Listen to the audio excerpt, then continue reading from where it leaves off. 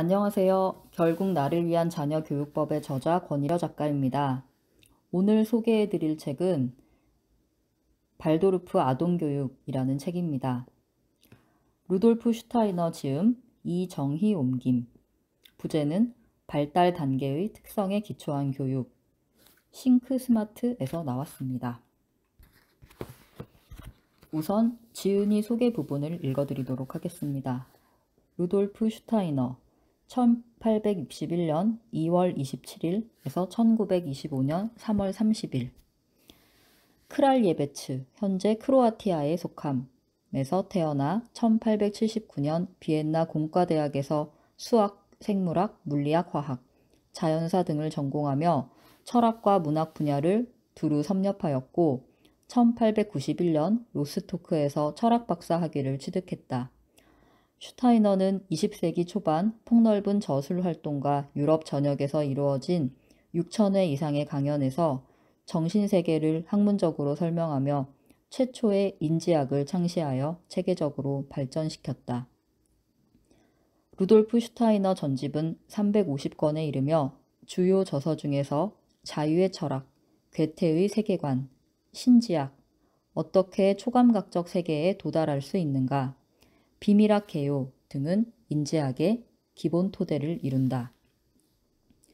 슈타이너의 인지학은 단순한 지식체계가 아니라 살아있는 자극제로서 현재 스위스 바젤에 위치한 괴테아눔에서 지속적으로 연구되며 현대인의 삶 속에 다양하게 응용되고 있다. 인지학은 발도르프 학교, 생명역동농법, 오이리트미와 예술치료 및 인지학적 의학을 토대로 한 벨레다 코스메틱과 의약품, 예술치료, 유기건축 분야 등에 활용되는 학문으로 시대 정신을 반영한 새로운 정신문화 운동을 만들어냈다. 그 중에서 발도르프 교육은 1994년 유네스코에서 창의, 인성교육으로 인정한 세계적인 혁신교육이다.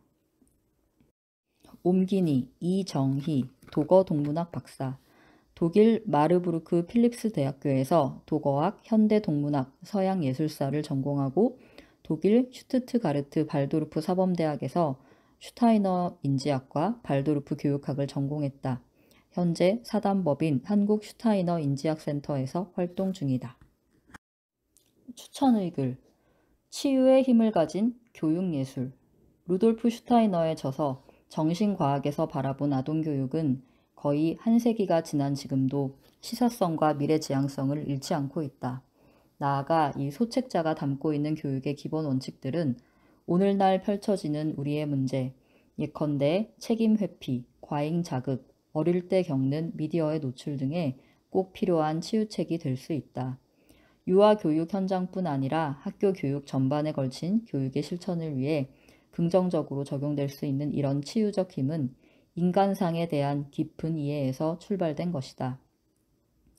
성장하는 아동의 힘찬 의지력, 아주 강한 도덕적 감각과 자립심과 자유로운 판단 능력은 무엇을 토대로 만들어질까? 이에 대한 답변은 영혼적, 정신적 발달을 염두에 둔 인간상에서 읽어낼 수 있다. 오늘날 전 세계적으로 반향을 일으키고 있는 발도르프 교육에서는 바로 이런 인간상이 그대로 적용되고 있다. 이 소책자는 교육의 실제를 위해 참조할 만한 내용을 많이 담고 있다. 특히 초등교육에서 예술적인 요소가 중요한 이유뿐 아니라 감성교육을 통해 지상의 성숙을 이루어내는 청소년기의 발달을 비중 있게 설명한다. 또한 예시적으로 설명된 몇 가지 교육적 행위는 아동의 건강한 발달과 전 세계에 걸쳐 영향을 미치는 예방적 조치가 어떤 의미를 지니는지 우리에게 구체적으로 알려준다. 이런 시각은 교육자들에게 현대 문명에서 기인하는 갖가지 이상현상에 대처할 수 있는 힘을 줄 것이다. 슈타이너의 발도르프 교육 철학이 응축된 이 책은 넓은 의미의 교육자인 학부모를 포함하여 유아 교사와 학교 교사뿐 아니라 미래 교육의 새 방향을 찾는 분들에게 유익한 자료가 될 것이다. 2017년 여름 독일에서 마르가레타 레버, 슈투트가르트 발도르프 교육사범대학 교수. 추천의 글, 자유를 향한 교육, 사회적 책임감을 키우는 교육. 지금으로부터 약 100년 전 발행된 이 저술은 책 제목에서 이미 교육학과 심리학, 정신과학의 관점을 담고 있음을 명확하게 제시하고 있다. 루돌프 슈타이너는 유년기 아동과 청소년의 발달 현상을 단지 인식하고 서술하는 데 그치지 않았다. 그의 관심사는 그 현상의 뒤편을 바라보는 데 있었다. 그래서 그는 도입부에서 이런 말을 한다. 성장하며 변화하는 사람의 본질을 인식하려면 우리는 그 사람에게 감추어져 있는 본성을 고찰하는 데서 출발해야 한다. 루돌프 슈타이너는 성장하며 발달해가는 사람의 숨겨진 측면을 관찰했으며 그것을 성공적으로 밝히고 있다. 이 책에서 슈타이너 박사는 독자를 탐험 여행으로 이끈다. 신체의 형성 과정을 묘사하는 한편 동시에 신체 기관 안에 생명의 힘, 오늘날 활력이라고 부르는 것이 신체 안에 스며들어 있어 성장과 변화를 가져오고 생명을 유지해 나간다고 명백하게 설명한다. 그리고 인간의 영혼과 정신의 발달에 대해서도 이와 비슷하게 설명하고 있다. 우리는 대단히 개별적인 내적 형성의 힘을 관찰할 수 있으며 그 힘은 교육, 문화, 사회 환경에 의해 영향을 받으므로 결국 정해진 것이 아니라고 설명한다. 슈타이너 박사가 먼저 문제를 제기하며 강조하는 점은 교육하는 성인이 영유아의 생명 형성체를 구성하는 작업 과정에 참여하여야 아이가 신체적으로, 영혼적으로, 정신적으로, 사회적으로 건강하게 스스로 발달할 수 있도록 뒷받침할 수 있다는 것이다. 이런 측면에서 이 소책자, 정신과학에서 바라본 아동교육은 부모, 유아교사, 학교교사에게 직접적인 도움이 될 수 있는 예시들을 담고 있다. 특히 영유아는 모방하는 존재임을 강조한다. 사랑 가득한 성인으로부터 발달의 방향을 배우는 아이는 스스로 잘 발달할 수 있다고 말한다. 동시에 유년기를 저해하는 영향력으로 감각적 자극의 홍수를 지적하고 있다. 인위적인 감각 자극, 리듬에서 벗어난 생활, 여러 면에서 주지주의로 편중되어 있는 현실, 추상적인 교수법과 그런 학습의 제공에 주의를 환기시키고 있다. 다른 한편 슈타이너는 학령기 이전의 발달 시기, 예컨대 유아기에서 이루어지는 놀이에 특별한 의미가 있다고 강조한다. 놀이에서 유아는 다음과 같이 삶의 결정적인 3가지 기본 능력을 연습하고 발달시킨다. 1. 놀이는 활동성, 즉흥성, 의지의 기쁨과 자기 결정을 의미한다. 2. 놀이는 유아의 창조적 힘의 표현이며 유아의 판타지는 놀이 속에서 세상을 새로 구성해 나간다. 3. 특히 학령기 바로 직전의 유아의 놀이에는 생각의 힘과 사고의 힘이 스며들어 있어 계획을 세우는 행위를 발달시킨다. 이 책은 영유아뿐 아니라 아동 및 청소년에 대한 시각도 다루고 있다. 교사와 학생 사이의 관계는 교사가 지닌 사랑 가득한 권위와 교사의 전문성을 따르고 싶어하는 학생의 열린 마음에 의해 만들어진다. 강요되지 않은 자연스러운 권위는 직접적인 정신의 관조를 보여주며 여기에서 젊은이는 양심, 습관, 성향을 형성하여 자신의 기질을 위한 규칙화된 궤도를 만들고 그 눈으로 세상의 사물을 바라보게 된다는 것이다. 그래서 발도르프 학교의 수업은 특색 있게 이루어진다. 즉, 학습 소재를 전달하는 것이 아니라 학습 내용에 대한 학생의 공감 능력을 키워주면서 청소년기 학생들에게 책임에 대한 의식을 일깨우는 것이다. 이렇게 발도르프 교육학에는 3가지 기초적인 삶의 목표와 학습의 목표가 들어있다. 맨 먼저 유아와 청소년은 타인을 사랑할 수 있는 성인으로 성장 발달해 나가며 세상에 대한 호감 능력을 키워나가고 자신의 삶을 형성하는 일에 대한 책임감을 수용하여 시대적 과제에 활동적으로 참여하는 능력을 강화시킨다. 발도르프 교육학의 중심에는 성장하는 인간이 서 있다. 학부모, 유아교사와 학교교사들은 아이의 바뀔 수 없는 개별성을 발견하고 그들의 능력, 관심과 재능을 뒷받침할 뿐 아니라 그들의 단점도 알아차려야 한다. 발도르프 교육학은 자유를 향한 교육을 의미하는 동시에 사회적 책임감을 배우는 성장을 중요시한다. 이미 100년 전에 출간된 이 책자는 그저 다 아는 내용을 담고 있는 것이 아니다. 책의 서두에서 독자는 이미 루돌프 슈타이너의 사고가 우리 동시대인들에게도 얼마나 현대적이며 시사성을 담고 있는지를 알 수 있다. 이 책에서는 우리 인간 존재에 대한 기본 질문을 던지며 다양한 문화 시대를 통해 인류의 발달이 어떻게 형성되었는지를 다루고 있다. 슈타이너는 이 책에서 인간 개체의 발달과 인류의 문화 발달 양자 간의 관계에서 이루어지는 결실과 변화를 독자에게 아주 축약된 형태로 안내하고 있다. 세계 80여 개 나라에 발도르프 교육시설이 퍼져 있다. 그 교육시설은 모든 대륙에서 아주 다양한 문화권에 알맞게, 즉 사회적, 종교적, 정치적 특성에 맞게 운영된다. 이렇게 발도르프 교육학이 90여 년 동안 전 세계로 확산되어 온 이유는 틀림없이 이 교육이 개별 인간의 교육을 실현하는 데 주력하는 데 그치지 않고 인류라는 의미에서 사람들을 서로 연결하는 요소를 담고 있기 때문일 것이다. 이 책은 한국에서도 발도르프 교육운동이 전국으로 확산되어 가는 이 시기에 학부모, 유아교사, 학교교사, 방과후 지도교사 및 유년기 문제에 관심 있는 모든 사람에게 교육적 안목을 새롭게 제공할 것이다. 또한 독일과 마찬가지로 발도르프 전문 교육 과정의 연수생들과 재교육 과정에 참여하는 사람들에게 꼭 필요한 기본 자료로서 많이 읽혀지기를 바란다. 2008년 슈투트가르트에서 페터랑 전 슈투트가르트 발도르프 유아교육 사범대학장. 한국어판 출간의 부처. 1919년 가을 독일 남부에 위치한 도시 슈투트가르트에서 발도르프 학교가 처음 문을 열었다. 당시 루돌프 슈타이너 박사는 교육개혁에 심혈을 기울이면서 새로운 교육의 관점을 발전시켰다. 그 결과 훗날 발도르프 교육학은 탄탄한 자리매김을 하게 되었다. 그러나 루돌프 슈타이너는 발도르프 학교 설립 이전인 1907년에 이미 저서와 여러 차례의 강연을 통해 건강한 자녀 발달을 위한 방안을 제시했다.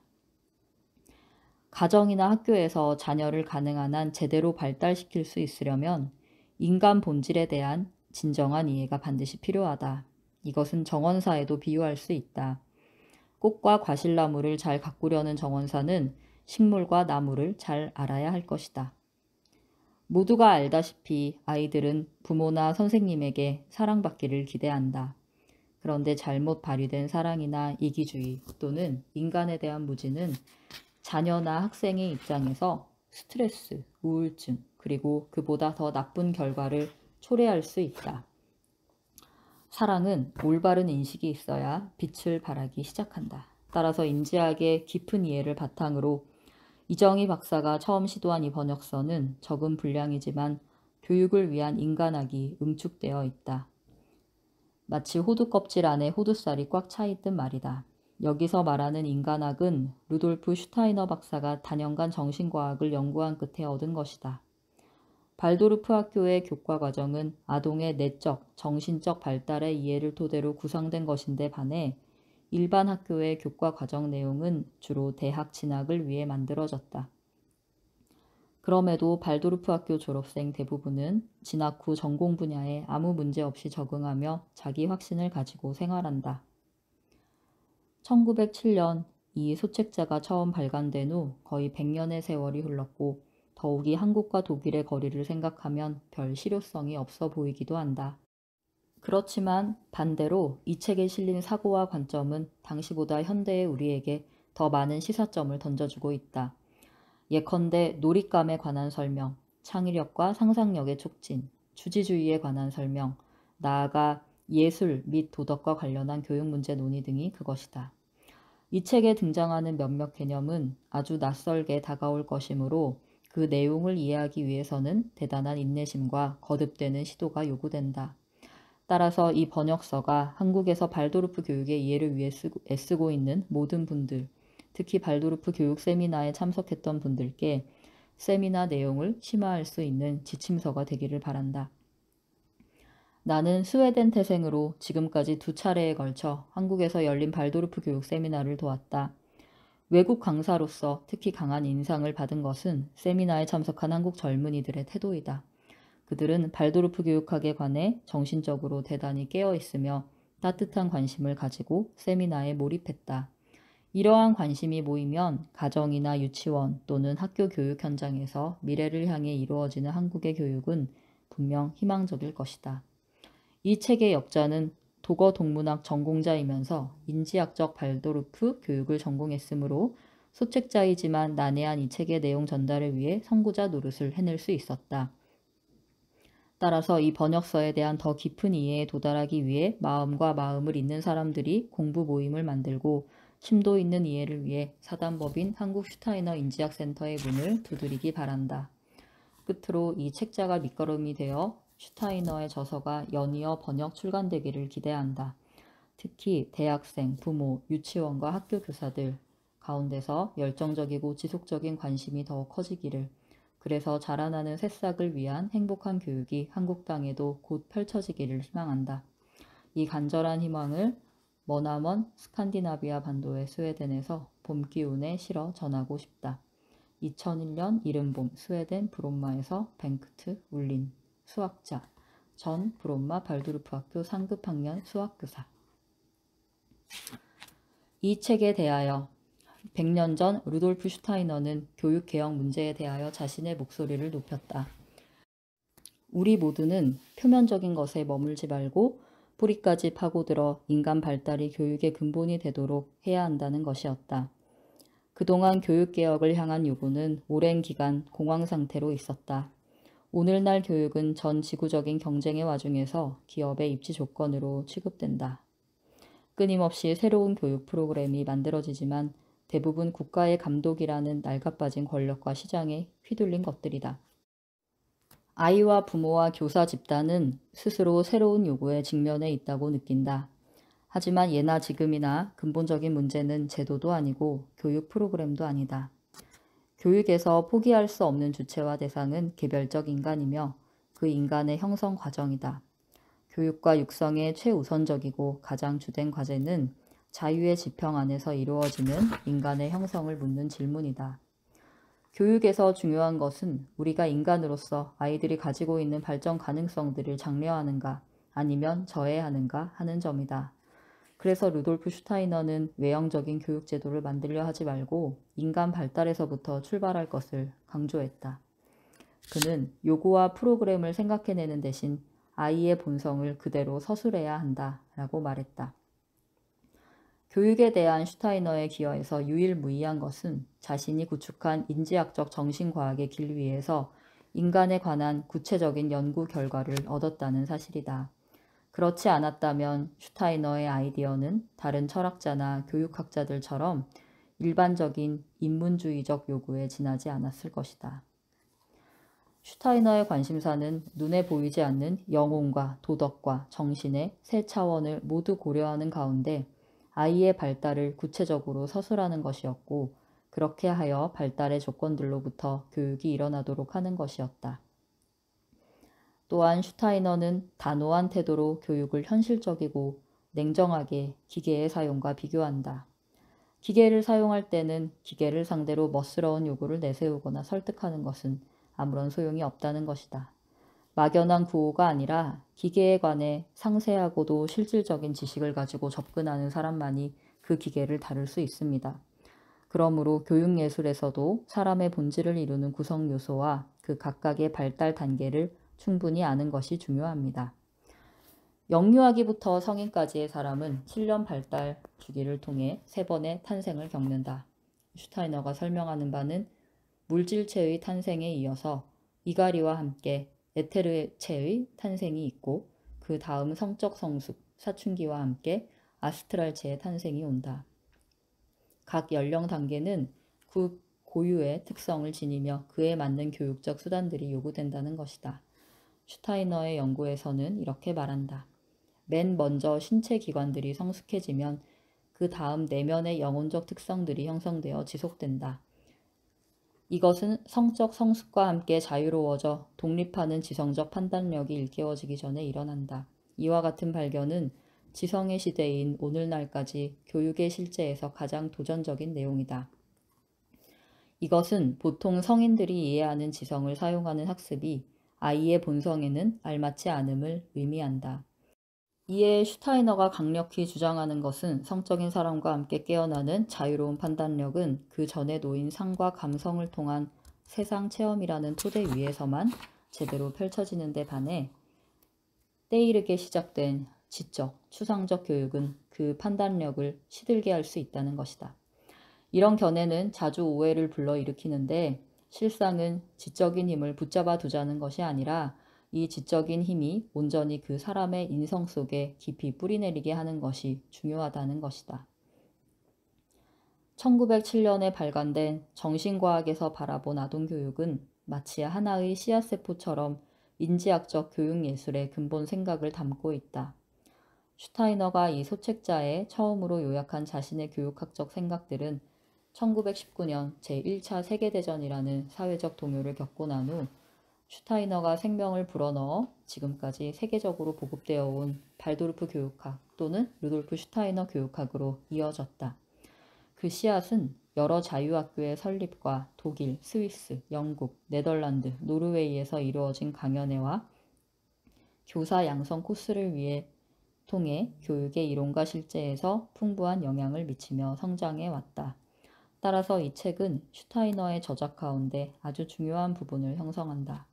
인지학적 정신과학의 태동기에 처음으로 초안이 잡힌 아동 발달의 신체적, 영혼적, 정신적 본성에 대한 관찰은 루돌프 슈타이너가 뜻하는 바에 따른 모든 교육학의 진정한 직관의 원천으로 자리 잡았다. 이번에 발행된 책은 정신과학에서 바라본 아동교육과 슈타이너의 강연 원고 두 편을 담고 있다. 인지학적 교육에 관한 슈타이너의 첫 강연 그리고 정신과학에서 바라본 학교 문제를 주제로 한 강연이 그것이다. 코르넬리우스 볼렘.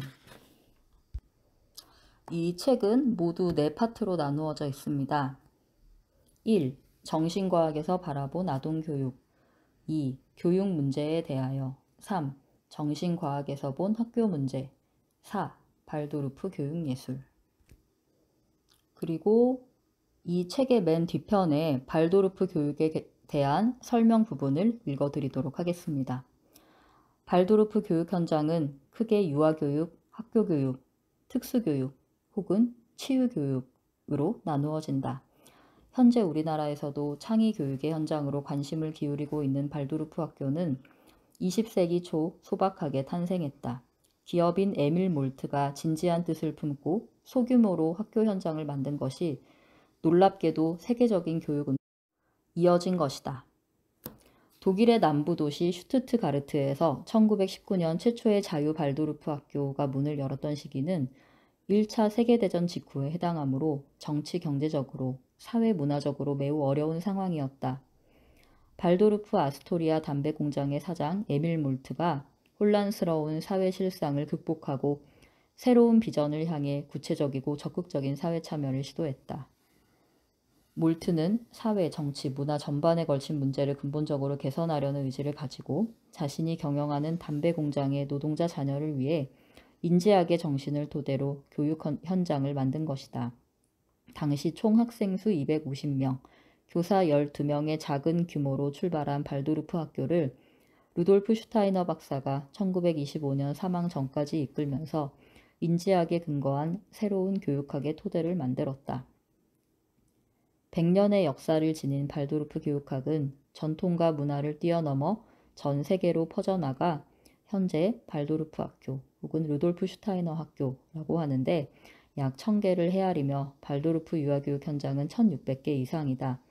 주목할 만한 것은 유네스코 기관에서 실천하는 여러 나라의 학교 프로젝트 모델 역시 발도르프 교육 방식을 채택하고 있다는 점이다. 한국에서도 발도르프 교육에 대한 관심이 점점 높아지고 있다. 학교 교육 분야는 혁신학교 및 대안교육 현장에서 일부 적용하며 실천하고 있으며 특히 영유아 교육 분야는 전국적으로 확산되어 발도르프 실천 현장이 급속히 늘고 있다. 그리고 맨 뒷부분에 이정희 박사님의 역자 후기 일부분을 읽어드리도록 하겠습니다. 시간을 머금은 삶의 열매. 이 책이 언제 어떻게 나에게 다가왔는지, 번역을 마음먹은 순간이 언제였는지 더듬어 본다. 1997년 초 나의 내적 동기는 평소 되뇌던 독백이었다. 이렇게 화려해 보이는 우리 사회는 바뀌어야 한다. 그 첫걸음이 교육이다. 80년대 초반 독어 동문학자의 꿈을 안고 긴 세월 독일에 머물다가 1994년 귀국하여 나는 뿌리 뽑힌 실향민처럼 적응 과정을 힘겨워했다. 88 올림픽 이후에 눈부신 발전을 이룬 대한민국은 타국처럼 느껴졌다. 독일 시민의 소박한 생활 양식과 비교하여 한국 사회가 지나치게 화려했고 물질적인 낭비와 풍요를 누리는 사람들의 모습에 나는 어리둥절했다. 그런 와중에 두 개의 시사 용어가 내 귀에 대롱거렸다. 세계화와 EQ, 매스컴에서 시민을 계몽하는 논조가 기이했다.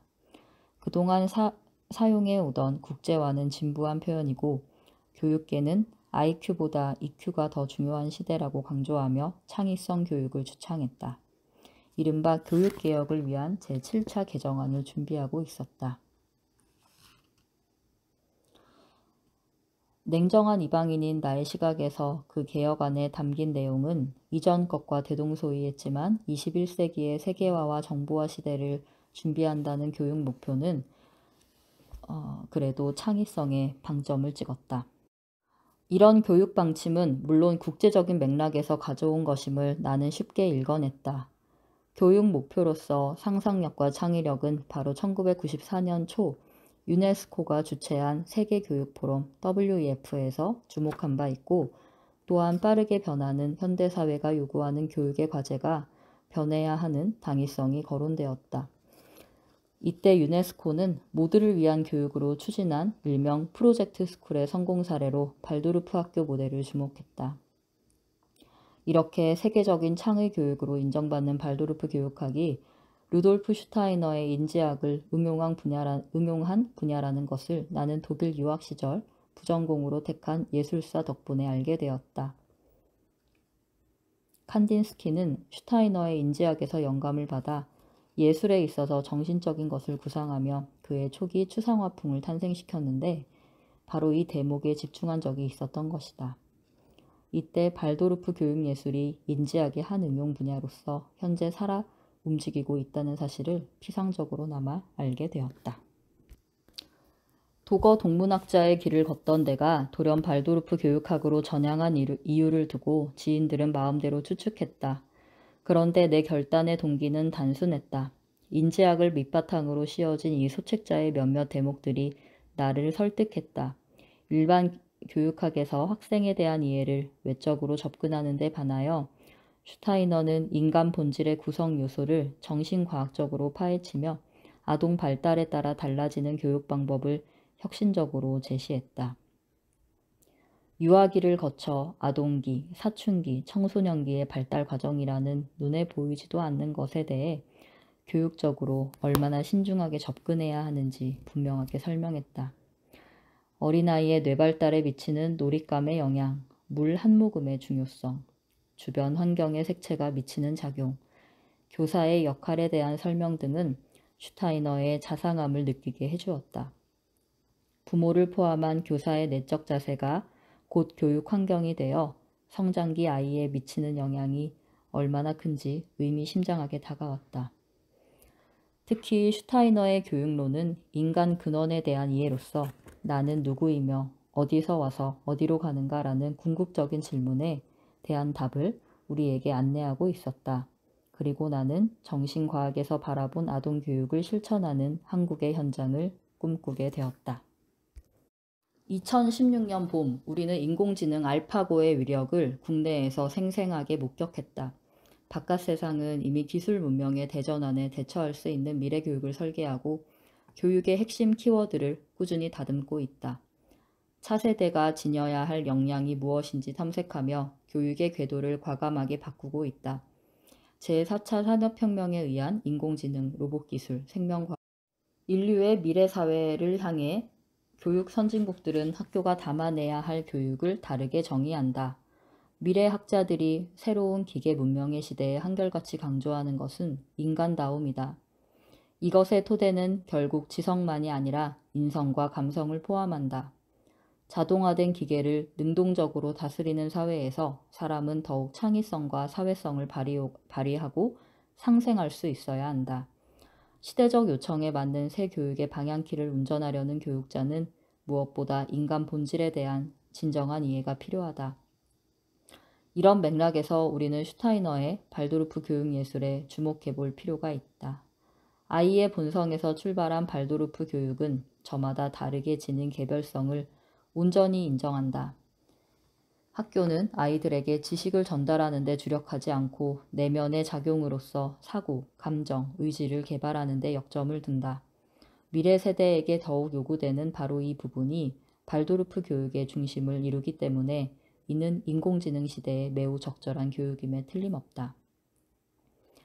최첨단 IT 산업 분야의 메카로서 잘 알려진 실리콘밸리의 발도르프 학교에서는 학부모 대부분이 미래 기술의 핵심을 주도하는 인물들이다.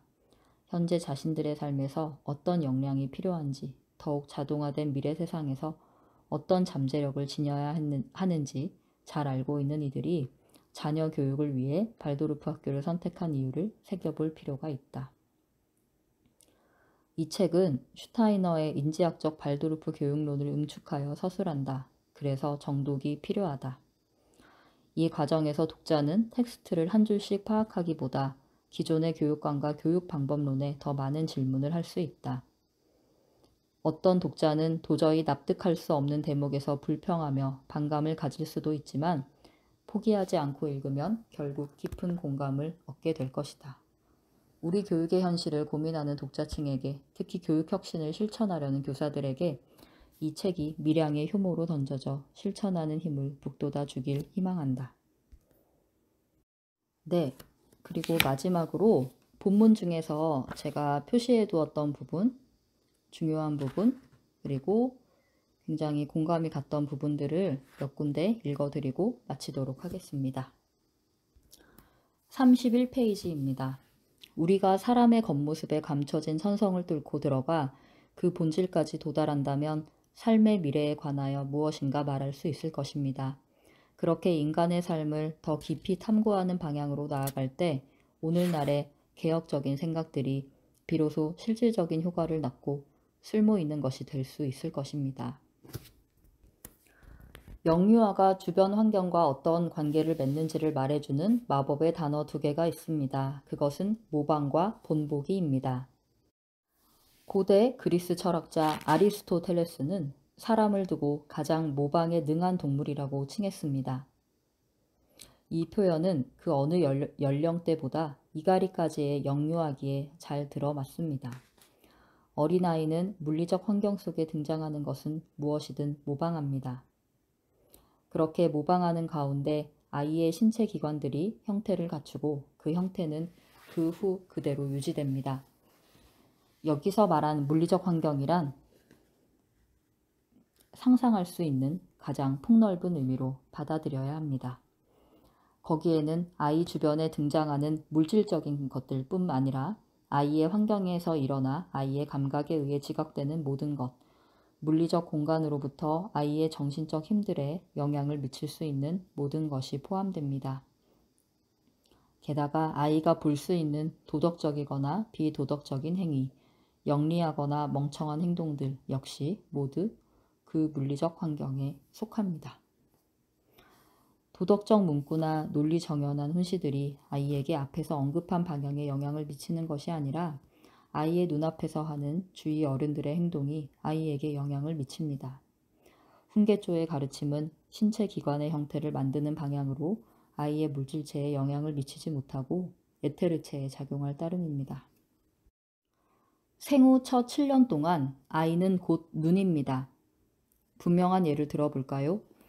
아이 근처에 있는 어떤 사람이 분노를 터뜨리거나 거칠게 화를 내면 아이의 전체가 자신의 내면에서 폭발하는 분노를 하나의 상으로 받아들입니다. 에테르체가 상을 만드는 것입니다. 그러면 혈액순환과 혈관의 신진대사 전체에 분노의 폭발과 관련된 무엇인가가 전해집니다. 생후 첫 7년 동안 신체 기관은 그런 방향으로 발달합니다. 그것은 대단히 정교한 과정으로 화를 잘 내는 아버지나 욱하는 유아교사 곁에서 자라는 아이의 혈관체계는 분노를 지향하고 그에 맞추어집니다. 이렇게 심어진 지향성에서 나오는 현상은 그 아이의 전 생애 동안 사라지지 않습니다. 삶 전체의 건강은 아이의 주변에 있는 사람들이 어떻게 행동하는가에 따라 결정됩니다. 아이가 갖게 되는 갖가지 성격도 그 아이의 주변에 있는 사람들이 어떤 태도를 취하는가에 달려 있습니다. 아이를 양육하고 교육하는 사람은 일상을 관찰해야 합니다.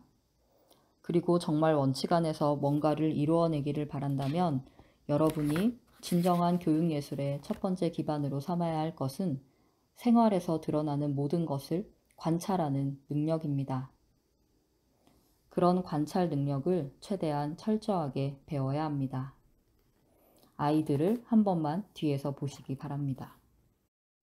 교육학이 말하는 미묘하고 소소한 세부 사항들보다 훨씬 더 중요한 사실은 삶의 어느 시점에 어떤 문제가 등장하는지 또 그런 문제에 대해 어떻게 대응하는지를 아는 것입니다.